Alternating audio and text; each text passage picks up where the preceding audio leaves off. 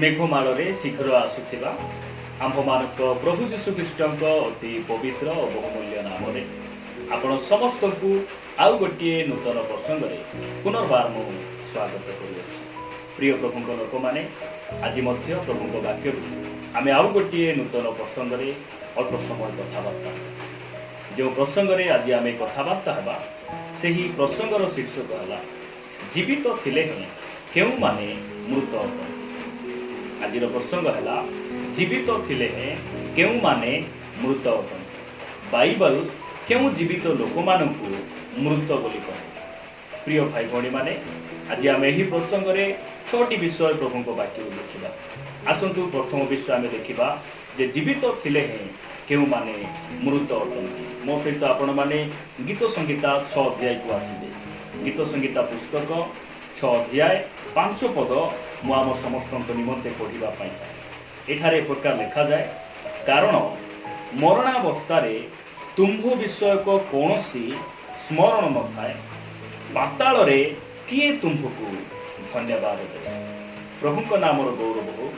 यही वाक्य आमान को कहे जे सही लोक माने जीवित थिले ही मृत अटंती जो माने परमेश्वर को पासरी जाते, जो मानकु परमेश्वर कौन विषय से माने मने रखती नहीं, भूली जाती। से वाक्य कहे जे मरण अवस्था कौन विषय प्रभुंकर कौन विषय ताहांकर महानता ताहांकर वाक्य ताहांकर गुण समूह कौन विषय स्मरण में रहे ना। ठीक से ही परी आज अनेक भाई भणी माने से माने चलुचंती बुलुचंती कथा होचंती देखुचंती, मात्र प्रभुंकर तांकर दया अनुग्रह तांकर कृषरे से करिथिबा प्रेम ए सब विषय को अनेक भाई भणी माने पासुरी गलेनी, से माने भूली गलेनी। आ बाइबल एमान को कहे से माने जीवित थिले हे मृत अटंती जो माने परमेश्वर को पासुरी जाती, भूली जाती। जो समय रे आम जीवन रे किछि उन्नति नथिला, आमे दुख रे थिलु, रोग रे थिलु, अभाव रे थिलु, से समय रे परमेश्वर अनेक भाई भणी मान को मन रे थिले। मात्र जो समय रे आमनकर आर्थिक परिस्थिति परिवर्तन हो गला, आमे सब क्षेत्र में उन्नत लाभ कलु, से समय अनेक भाई भणी माने प्रभु को भूली जाती। मु आपण मान कहिबा पई चाहे, प्रिय प्रभु लोक माने आपण परमेश्वर को भूलंतु नहीं। कारण दुनिया आपण को रिजेक्ट कला बेले, दुनिया आपण को घृणा कला बेले आपण को परमेश्वर प्रेम करिले, आपण को से आलंगिन कले आ निजर संतान करिसंती। सेति पई आमे ताहांको भूलिबा नाही, ताहांको पासरिबा नाही। जदि आपण माने सेही गीत संगीता 9 अध्याय 17 पद पढ़िबे, लिखा जाए, दुष्ट माने और जो गोष्ठी माने परमेश्वर को पासरंती समस्ते पाताल को चली जिवे। प्रिय भाई भणी माने सेति पई बाइबल कहे जो माने प्रभु को भूली जानती से माने जीवित थिले हैं मृत अटंती। जे माने परमेश्वर को पासरी जानती, जो प्रभु को दास माने आमर जत्न लेले, आमको वाक्य कहिले, आमर परिवार सब समस्या को ताको वाक्य दी प्रभु समाधान कले, से पालक मानकु आपण भूलंतु नहीं, आपण से मंडली को भूलंतु नहीं, आपण प्रभु को भूलंतु नहीं, नहले आपण बंची थिले मध्य मृत अवस्था रे आपण अछंती। कारण परमेश्वर विचार करिवे। प्रिय प्रभु लोक माने प्रभु आमान को अनुग्रह करंतु। मु आपण मानकु द्वितीय विषय प्रभु वाक्य कहवा चाहे, आपण माने जाकुबंक पत्र को आसिबे। जाकुब पुस्तक 2 अध्याय 26 पद मु आम समस्त निमंते पढ़ा चाहे। लिखा जाए, कारण आत्मा बिना शरीर जेपरि मृत, सेहीपरि कर्म बिना विश्वास मध्य मृत अटे। प्रभु नाम गौरव। सेही लोक माने जीवित थिले ही मृत अटंती, केवल विश्वास करंती, मात्र विश्वास अनुसारे से माने बंचंती, ताहांकर विश्वास अनुसारे से माने कार्य करंती नहीं। मु आपनको पचारिबा पई चाहे, आपण केवल विश्वासी अटंती ना जने उत्तम कर्मकारी जने विश्वासी अटंती। प्रिय प्रभु लोक माने प्रभु आमान को अनुग्रह करंती। आपण अब्राहम को देखिबे, से केवल प्रभु को वाक्य विश्वास कले नहीं, से कार्य मध्य कले। से कार्य कोन? से केवल प्रभु को ठारे विश्वास कले नहीं, से आपण देश को छाड़िले, आपण जाति कुटुंब परिवार को छाड़ी परमेश्वर जो स्थान को जीवा पाई कहले, से सेठिरु बाहरी आसिले। न केवल प्रभु को वाक्य विश्वास कले नहीं, से जहाज मध्य निर्माण कले। हेबल केवल प्रभु ठारे विश्वास कले नहीं, ସମସ୍ତଙ୍କଠାରୁ ଉତ୍କୃଷ୍ଟତର ବଳି ସେ ପ୍ରଭୁଙ୍କ ନିମନ୍ତେ କ'ଣ କଲେ? ଉତ୍ସର୍ଗ କଲେ। ପ୍ରିୟ ଭାଇ ଭଉଣୀମାନେ, ଯଦି ଆମେ କେବଳ ବିଶ୍ୱାସ କରିବା, ବିଶ୍ୱାସ ଅନୁସାରେ ଆମର କର୍ମ ଯଦି କରିବା ନାହିଁ, ତାହେଲେ ଜୀବିତ ଥିଲେ ମଧ୍ୟ ଆମେ ମୃତ ହୋଇଯିବା। ଆମମାନଙ୍କର ବିଶ୍ୱାସ ଅଛି ଯେ ସ୍ୱର୍ଗରେ ପବିତ୍ର ଲୋକମାନେ ବାସ କରିବେ। ପବିତ୍ରତା ବିନା ଆମେ ସ୍ୱର୍ଗକୁ ଯାଇପାରିବା ନାହିଁ, ଏହା ଆମର ସମ୍ପୂର୍ଣ୍ଣ ବିଶ୍ୱାସ ଅଛି। ମାତ୍ର ଯଦି ଆମେ ପବିତ୍ର ହେବା ନାହିଁ, ପବିତ୍ର ଜୀବନଯାପନ କରିବା ନାହିଁ, ତାହେଲେ ଆମେ ଜୀବିତ ଥିଲେ ହିଁ ମୃତ ଅଟୁ। ବାଇବେଲ ଏହା ଆମମାନଙ୍କୁ କହେ। ପ୍ରିୟ ଭାଇ ଭଉଣୀମାନେ, ପ୍ରଭୁ ଆମମାନଙ୍କୁ ଅନୁଗ୍ରହ କରନ୍ତୁ। ଆମେ ଏହି ଦିନ ମାନଙ୍କରେ ଆହୁରି ପବିତ୍ର ହେବା, ପରିଷ୍କାର ହେବା, ଆହୁରି ପ୍ରଭୁଙ୍କର ନିକଟବର୍ତ୍ତୀ ହେବା, ଏହା ପରମେଶ୍ୱର ଇଚ୍ଛା କରନ୍ତି। ପ୍ରଭୁ ଆମମାନଙ୍କୁ ଅନୁଗ୍ରହ କରନ୍ତୁ। ମୁଁ ଆପଣମାନଙ୍କୁ ତୃତୀୟ ବିଷୟ କହିବା ପାଇଁ ଚାହେଁ। ଆପଣମାନେ ତୃତୀୟ ବିଷୟ ମୋ ସହିତ ଆପଣମାନେ ଆସିବେ ଦ୍ୱିତୀୟ କରନ୍ଥୀୟ 3 ଅଧ୍ୟାୟ। ଦ୍ୱିତୀୟ କରନ୍ଥୀୟ 3 ଅଧ୍ୟାୟ ମୁଁ ଆପଣମାନଙ୍କ ନିମନ୍ତେ 6 ପଦ ପଢ଼ିବା ପାଇଁ ଚାହେଁ। ଲେଖାଯାଏ, ସେ ତ ଆମ୍ଭମାନଙ୍କୁ ଅକ୍ଷରର ସେବକ କରିନାହାନ୍ତି, ମାତ୍ର ଆତ୍ମାଙ୍କ ଅର୍ଥାତ୍ ନୂତନ ନିୟମର ସେବକ ହେବାକୁ ସାମର୍ଥ୍ୟ ଦେଇଅଛନ୍ତି। କାରଣ ଅକ୍ଷର ମୃତ୍ୟୁଦାୟକ, ମାତ୍ର ଆତ୍ମା ଜୀବନଦାୟକ। ପ୍ରଭୁଙ୍କ ନାମର ଗୌରବ ହଉ। କାରଣ ଅକ୍ଷର ମୃତ୍ୟୁଦାୟକ ଅକ୍ଷର। ଅର୍ଥାତ୍ ଏହି ବାକ୍ୟକୁ ଆମେ କିପରି ବୁଝିବା?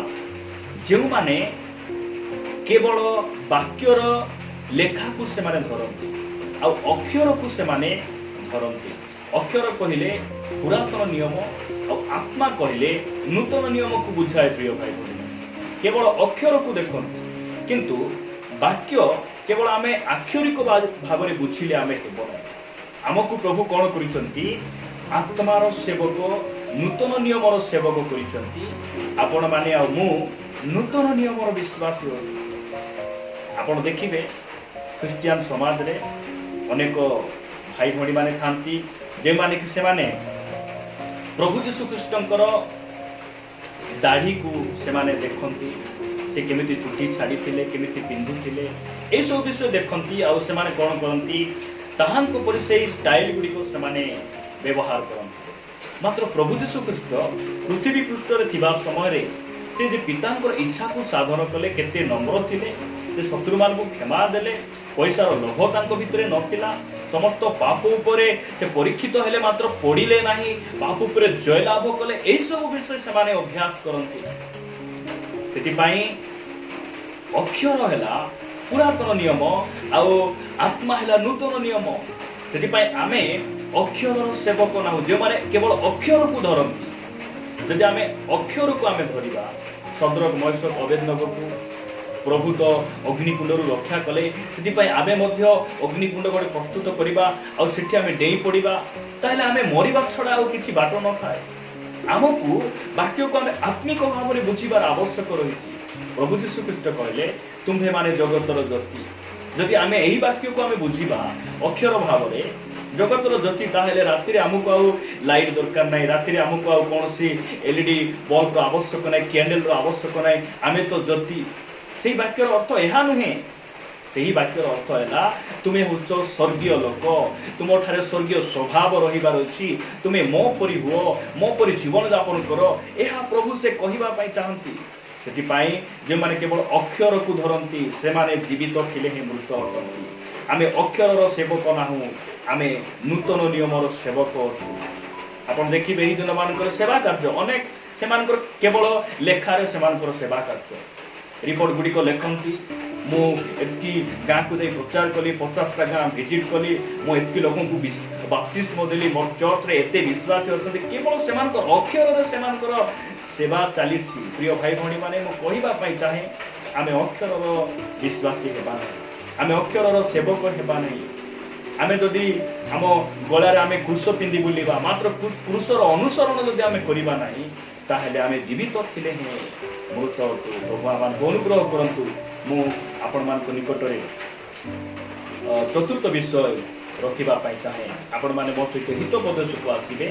ହିତୋପଦେଶ 21 ଅଧ୍ୟାୟ, ହିତୋପଦେଶ 21 ଅଧ୍ୟାୟ 6 ପଦରେ ଏ ପ୍ରକାର ଲେଖାଯାଏ, ମିଥ୍ୟାବାଦୀ ଅଷ୍ଟ ଦ୍ୱାରା ପ୍ରାପ୍ତ ଧନ एणे तेणे चालित बाष्प तुल्य ଯେଉଁମାନେ ତାହା ଅନ୍ୱେଷଣ କରନ୍ତି ସେମାନେ ମୃତ୍ୟୁ ଅନ୍ୱେଷଣ କରନ୍ତି। ପ୍ରଭୁ ଆମମାନଙ୍କୁ ଅନୁଗ୍ରହ କରନ୍ତି। କେଉଁମାନେ ମୃତ ଅଟନ୍ତି? ଯେଉଁମାନେ ମିଥ୍ୟାରେ ଟଙ୍କାକୁ ଉପାର୍ଜନ କରନ୍ତି, ମିଛ କହି ପଇସାକୁ ସେମାନେ ସଞ୍ଚୟ କରନ୍ତି, ମିଛ କହି ଟଙ୍କାକୁ ଅର୍ଜନ କରନ୍ତି, ସେମାନେ ଜୀବିତ ଥିଲେ ହେଁ ମୃତ ଅଟନ୍ତି। ଗେହାଜି ଯେଉଁ ସମୟରେ ଏଲିଶାଏ ଯେଉଁ ଟଙ୍କା ଗ୍ରହଣ କଲେ ନାହିଁ, ଗେହାଜି ନାମାନର ପଛେ ପଛେ ଯାଇ ମିଛ କହି ସେ ନାମାନ ଠାରୁ ସେ ଟଙ୍କା ଆଣିଲେ। ମାତ୍ର ଗେହାଜିଙ୍କର ଅବସ୍ଥା କ'ଣ ହେଲା? ଦେହ ଭର୍ତ୍ତି ତାଙ୍କର କୁଷ୍ଠ ରୋଗ ହୋଇଗଲା। ପ୍ରିୟ ଭାଇ ଭଉଣୀମାନେ, ପ୍ରଭୁ ଆମମାନଙ୍କୁ ଅନୁଗ୍ରହ କରନ୍ତି। ମିଛ କହି ପାପ କରି ଆମେ ଟଙ୍କା ଉପାର୍ଜନ କରିଥାନ୍ତି। ଯଦି ଆମେ ସେଇ ବନ୍ଧନରେ ଅଛୁ, ଆମକୁ ପ୍ରଭୁଙ୍କର ଗୋଡ଼ ଧରି ସମର୍ପଣ ହେଇ ଆମେ ତାଙ୍କୁ କ୍ଷମା ମାଗିବା ଆଉ ସେଇ ପାପକୁ ଆମେ ପରିତ୍ୟାଗ କରିବା, ତାହେଲେ ପ୍ରଭୁ ଆମକୁ କ'ଣ କରିବେ? ଅନୁଗ୍ରହ କରିବେ। ଆମେ ମୃତ ଠାରୁ ଜୀବିତ ଅବସ୍ଥାକୁ ଆମେ ଆସିବା, ଜୀବିତ ଅବସ୍ଥାକୁ ଆମେ ଆସିପାରିବା। ପ୍ରିୟ ଭାଇ ଆପଣମାନଙ୍କ ନିକଟରେ ମୁଁ ପଞ୍ଚମ ବିଷୟ ରଖିବା ପାଇଁ ଚାହେଁ। ଆପଣମାନେ ସେଇ ଦ୍ୱିତୀୟ କରନ୍ତୀୟ ପୁସ୍ତକକୁ ଆସିବେ। ଦ୍ୱିତୀୟ କରନ୍ତୀୟ 8 ଅଧ୍ୟାୟ, ଦ୍ୱିତୀୟ କରନ୍ତୀୟ 8 ଅଧ୍ୟାୟ ଆପଣମାନଙ୍କ ନିମନ୍ତେ 7 ଅଧ୍ୟାୟ, ଦ୍ୱିତୀୟ କରନ୍ତୀୟ 7 ଅଧ୍ୟାୟ 10 ପଦ ମୁଁ ଆପଣମାନଙ୍କ ନିମନ୍ତେ ପଢ଼ିବା ପାଇଁ ଚାହେଁ। ଲେଖାଯାଏ, କାରଣ ଈଶ୍ୱରଙ୍କ ଇଚ୍ଛା ଅନୁସାରେ ଯେଉଁ ଦୁଃଖ ତାହା ପରିତ୍ରାଣ ନିମନ୍ତେ ଏପରି ମନ ପରିବର୍ତ୍ତନ ଜନ୍ମାଏ, ଯାହା ସକାଶେ ଅନୁତାପ କରିବାକୁ ପଡ଼େ ନାହିଁ। ମାତ୍ର ସାଂସାରିକ ଦୁଃଖ ମୃତ୍ୟୁଦାୟକ, ସାଂସାରିକ ଦୁଃଖ ମୃତ୍ୟୁଦାୟକ ବା ମୃତ୍ୟୁ ଜନ୍ମାଏ। ଜୀବିତ ଥିଲେ ହିଁ କେଉଁମାନେ ମୃତ ଅଟନ୍ତି? ଯେଉଁମାନେ ସଂସାର ନିମନ୍ତେ ଦୁଃଖ କରନ୍ତି। ସଂସାର ନିମନ୍ତେ ଦୁଃଖ କରିବାର ଅର୍ଥ କ'ଣ? ଆଜି ଅନେକ ଭାଇ ଭଉଣୀମାନଙ୍କ ଜୀବନରେ ବହୁତ ଦୁଃଖ। ସେମାନେ ମୁଁ ଗୋଟେ ଭଲ ମୋବାଇଲ କିଣିପାରିଲିନି, ସେଥିପାଇଁ ସେମାନେ ଦୁଃଖ। ମୁଁ ଗାଡ଼ି କିଣିପାରୁନାହିଁ, ସେଥିପାଇଁ ସେମାନେ ଦୁଃଖ। ମୋର ରୋଗ ଛାଡ଼ୁନାହିଁ, ସେଥିପାଇଁ ସେମାନେ ଦୁଃଖ। ଏହା ହେଉଛି ସାଂସାରିକ ଦୁଃଖ। ମୋର ପୁଅ ଝିଅ ନାହିଁ, ସେଥିପାଇଁ ସେମାନେ ଦୁଃଖ କରନ୍ତି। ମୁଁ ଗୋଟେ ଭଲ ଘର ବାନ୍ଧି ପାରିଲି ନାହିଁ, ମୁଁ ଜମି ଖଣ୍ଡେ କିଣିପାରିଲି ନାହିଁ। ସମସ୍ତେ ମୋ ସାଙ୍ଗମାନେ ମୋ ଲେଭେଲର ଲୋକମାନେ ସେମାନେ କେତେ ଜମି କିଣିଦେଲେ, ଘର ଉପରେ ଘର ବାନ୍ଧିଦେଲେ।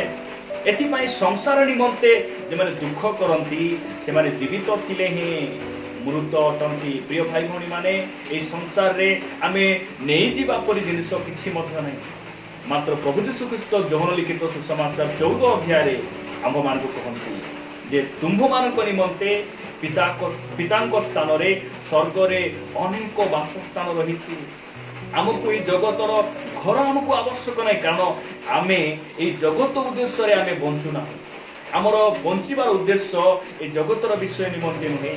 ପରମେଶ୍ୱର ଆମକୁ ସେ ସ୍ୱର୍ଗ ନିମନ୍ତେ ବାଛିଛନ୍ତି, ସ୍ୱର୍ଗ ନିମନ୍ତେ ସେ ଆମକୁ ପୃଥକ କରିଛନ୍ତି। ତାହାଙ୍କ ନାମର ଗୌରବ। ପ୍ରିୟ ଭାଇ ଭଉଣୀମାନେ, ଯେଉଁମାନେ ଏହି ଜଗତ ନିମନ୍ତେ ଦୁଃଖ କରନ୍ତି, ସାଂସାରିକ ଦୁଃଖ କ'ଣ କରେ? ମୃତ୍ୟୁ ଜନ୍ମାଏ। ସେଥିପାଇଁ ଏହି ସଂସାର ନିମନ୍ତେ ଯେଉଁମାନେ ଦୁଃଖ କରନ୍ତି ସେମାନେ ଜୀବିତ ଥିଲେ ହିଁ ମୃତ ଅଟନ୍ତି। ଚାକିରି ଖଣ୍ଡେ କଲେ ହେଇଥାନ୍ତା, ଚାକିରି ନିମନ୍ତେ ସେମାନଙ୍କର ଦୁଃଖ। ଆଉ ଏମାନେ ଜୀବିତ ଥିଲେ ହିଁ ମୃତ ଅଟନ୍ତି। ବାଇବେଲ ଏହା ଆମମାନଙ୍କୁ କହେ। ଆଉ ଷଷ୍ଠ ବିଷୟ ଆଉ ଶେଷ ବିଷୟ ମୁଁ ଆପଣମାନଙ୍କ ନିକଟରେ ରଖିବା ପାଇଁ ଚାହେଁ। ଆପଣମାନେ ଲୁକ ଲିଖିତ ସୁସମାଚାର 15 ଅଧ୍ୟାୟକୁ ଆସିବେ। ଲୁକ ଲିଖିତ ସୁସମାଚାର 15 ଅଧ୍ୟାୟ 24 ପଦ ମୁଁ ଆପଣମାନଙ୍କ ନିମନ୍ତେ ପଢ଼ିବା ପାଇଁ ଚାହେଁ। ଲେଖାଯାଏ, କାରଣ ମୋହର ଏହି ପୁଅ ମୃତ ହୋଇଥିଲା, ପୁନର୍ବାର ବଞ୍ଚିଲା, ହଜି ଯାଇଥିଲା ଆଉ ମିଳିଲା। ସେଥିରେ ସେମାନେ ଉତ୍ସବ କରିବାକୁ ଲାଗିଲେ। ପ୍ରଭୁଙ୍କ ନାମର ଗୌରବ। ଜୀବିତ ଥିଲେ ହିଁ ସେମାନେ ମୃତ ଅଟନ୍ତି। ଯେଉଁମାନେ ମଣ୍ଡଳୀକୁ ଛାଡ଼ି ଦିଅନ୍ତି, ମଣ୍ଡଳୀ ଯିବା, ଉପାସନା ଯିବା ଛାଡ଼ି ଦିଅନ୍ତି, ସେମାନେ ଜୀବିତ ଥିଲେ ହିଁ ମୃତ ଅଟନ୍ତି। ଦେଖନ୍ତୁ, ଏହି ସ୍ଥାନରେ ଅପବୀୟ ପୁତ୍ରଙ୍କ ବିଷୟରେ ବା ସାନ ପୁଅଙ୍କ ବିଷୟରେ ଲେଖାଯାଏ। ଜଣଙ୍କର 2ଟି ପୁତ୍ର ଥିଲେ, ଆଉ ସେହି 2ଟି ପୁତ୍ରମାନଙ୍କ ମଧ୍ୟରୁ ସାନ ପୁଅ ବାପାଙ୍କର ସମ୍ପତ୍ତିକୁ ଘେନି ସେ ବିଦେଶକୁ ଯାତ୍ରା କଲେ। ଆଉ ସେହି ସ୍ଥାନରେ ସେ କଦାଚାର କରି ବେଶ୍ୟାମାନଙ୍କ ସହିତ ନିଜର ଟଙ୍କାକୁ ସେ କ'ଣ କଲେ? ଉଡ଼େଇ ଦେଲା ପରେ ପିତାଙ୍କ ଠାରୁ ସେ ଅଲଗା ହେଇଗଲେ। ଟଙ୍କା ନେଇ ଜଗତର ସବୁ ବିଷୟ ନେଇ କ'ଣ କଲା ଯେ ପରମେଶ୍ୱରଙ୍କ ଠାରୁ ସେ ଅଲଗା ହେଇଗଲା। ପିତା ବୋଲି କହିଲେ ପରମେଶ୍ୱର ବା ମଣ୍ଡଳୀ, ସେ ଅଲଗା ହେଇଗଲା ପରେ ସେ ବଞ୍ଚିଛି, ସେ ଲୋକଙ୍କ ସହିତ ବୁଲୁଛି, ଖାଉଛି, ପିଉଛି, ମାତ୍ର ସେ ଯେଉଁ ସମୟରେ ଅନୁତାପ କରି ପିତାଙ୍କ ନିକଟକୁ ପୁନର୍ବାର ଫେରି ଆସୁଛି, ସେହି ସମୟରେ ତାଙ୍କ ପିତା କ'ଣ କହୁଛନ୍ତି? କାରଣ ମୋହର ଏହି ପୁଅ ମୃତ ହୋଇଥିଲା, ପୁନର୍ବାର ବଞ୍ଚିଲା। ପ୍ରିୟ ପ୍ରଭୁଙ୍କ ଲୋକମାନେ, ପ୍ରକୃତରେ ମୃତ ସେମାନେ, ଜୀବିତ ଥିଲେ ହେଁ ମୃତ ସେମାନେ, ଯେଉଁମାନେ ମଣ୍ଡଳୀକୁ ପରିତ୍ୟାଗ କରନ୍ତି, ଯେଉଁମାନେ ପରମେଶ୍ୱରଙ୍କ ଠାରୁ ଅଲଗା ହେଇଯାଆନ୍ତି। ହବା ଓ ଆଦମ ପ୍ରଭୁଙ୍କ ଠାରୁ ଅଲଗା ହେଇଗଲେ, ସେମାନେ ଜୀବିତ ଥିଲେ ମାତ୍ର ସେମାନେ ମୃତ ଅଟନ୍ତି। କାରଣ ପ୍ରକୃତ ମୃତ୍ୟୁ, ପ୍ରକୃତ ମରଣ ପରମେଶ୍ୱରଙ୍କ ଠାରୁ ଅଲଗା ହେବାଟା ଏହା ହେଉଛି ବାସ୍ତବ ମୃତ୍ୟୁ ଅଟେ, ଏହା ହେଉଛି ପ୍ରକୃତ ମୃତ୍ୟୁ ଅଟେ। ପ୍ରିୟ ପ୍ରଭୁଙ୍କ ଲୋକମାନେ, ଆପଣ ଯଦି ମଣ୍ଡଳୀ ବାହାରେ ଅଛନ୍ତି, ଆପଣ ଫେରି ଆସନ୍ତୁ। ଯଦି ଆପଣ ଋତ ପୁସ୍ତକରେ 1 ଅଧ୍ୟାୟ ଦେଖିବେ, ନୟମୀ, ଏଲିମେଲକ, ତାଙ୍କ ପରିବାର ସେମାନେ ବେଥଲେହେମ ଛାଡ଼ି ମୋଆବ ଦେଶକୁ ସେମାନେ ପଳେଇଲେ। କାହିଁକି ପଳେଇଲେ? ବେଥଲେହେମରେ ଦୁର୍ଭିକ୍ଷ ହେଲା, ସେମାନେ ବଞ୍ଚିବା ନିମନ୍ତେ ସେହି ସ୍ଥାନକୁ ଗଲେ। ମାତ୍ର ବେଥଲେହେମର ଅର୍ଥ ହେଲା ରୋଟିର ଘର, ଆଉ ବେଥଲେହେମ ହେଲା ମଣ୍ଡଳୀକୁ ବୁଝାଏ। ସେମାନେ ମଣ୍ଡଳୀ ଛାଡ଼ି ପଳାଇଲେ। ଆଉ ମୋଆବରେ ଗଲା ପରେ ନୟମୀର ସ୍ୱାମୀ ମରିଗଲେ, ତାଙ୍କର 2ଟି ପୁତ୍ର ମରିଗଲେ। ସେଥିପାଇଁ ବାଇବେଲ ସେମାନଙ୍କୁ ମୃତ କରି କଲେ, ଯେଉଁମାନେ ମଣ୍ଡଳୀକୁ ପରିତ୍ୟାଗ କରନ୍ତି, ମଣ୍ଡଳୀ ଛାଡ଼ି ସେମାନେ ବଞ୍ଚନ୍ତି। ମଣ୍ଡଳୀକୁ ପରିତ୍ୟାଗ କରି ସେମାନେ ଜଗତର ସୁଖ ଅଭିଳାଷ ପଛରେ ସେମାନେ ଯେଉଁମାନେ ଧାଆନ୍ତି, ସେମାନେ ଜୀବିତ ଥିଲେ ମୃତ ଅଟନ୍ତି। ଆପଣ ମଣ୍ଡଳୀ ପରିତ୍ୟାଗ କରିଛନ୍ତି କି? ଆପଣଙ୍କୁ ଚର୍ଚ୍ଚ ଯିବା ପାଇଁ ଇଚ୍ଛା ହେଉନାହିଁ କି? ଆପଣ ଚର୍ଚ୍ଚ ମିସ୍ କରୁଛନ୍ତି କି? ମୁଁ ଆପଣଙ୍କୁ କହିବା ପାଇଁ ଚାହେଁ, ଆପଣ ସେ ମୃତ ଅବସ୍ଥାରେ ରୁହନ୍ତୁ ନାହିଁ। ଆପଣ ପୁନର୍ବାର ଫେରି ଆସନ୍ତୁ, ପ୍ରଭୁଙ୍କ ନିକଟରେ ପଳାଇ ଆସନ୍ତୁ, ତାଙ୍କର ଗୋଡ଼ ଧରନ୍ତୁ, ଅନୁତାପ କରନ୍ତୁ, ଆଉ ଆପଣ ସେ ମୃତ ଅବସ୍ଥାରୁ ବଞ୍ଚିଯିବେ। ଆପଣ ବଞ୍ଚିଯିବେ, ଜୀବିତ ଅବସ୍ଥାକୁ ଆପଣ ପଳାଇ ଆସିବେ। ପରମେଶ୍ୱର ଆଜି ସୁଯୋଗ ଦେଉଛନ୍ତି। ପ୍ରଭୁ ଆମକୁ ଅନୁଗ୍ରହ କରନ୍ତୁ। ପ୍ରିୟ ପ୍ରଭୁଙ୍କ ଲୋକମାନେ, ଏହି 6ଟି ବିଷୟ ଆମେ ମନେ ରଖିବା ଯେ ଆମେ ମୃତ ଅବସ୍ଥା ରହିବା ନାହିଁ, ବଞ୍ଚିବା ତ ବଞ୍ଚିବା, ପ୍ରକୃତ ଭାବରେ ବଞ୍ଚିବା, ପ୍ରଭୁଙ୍କ ନିମନ୍ତେ ବଞ୍ଚିବା, ଏହା ପରମେଶ୍ୱର ଇଚ୍ଛା କରନ୍ତି। ପ୍ରଭୁ ଏ ବାକ୍ୟ ଦେଇ ଆମ ସମସ୍ତଙ୍କୁ ପ୍ରଚୁର ଭାବରେ ଆଶୀର୍ବାଦ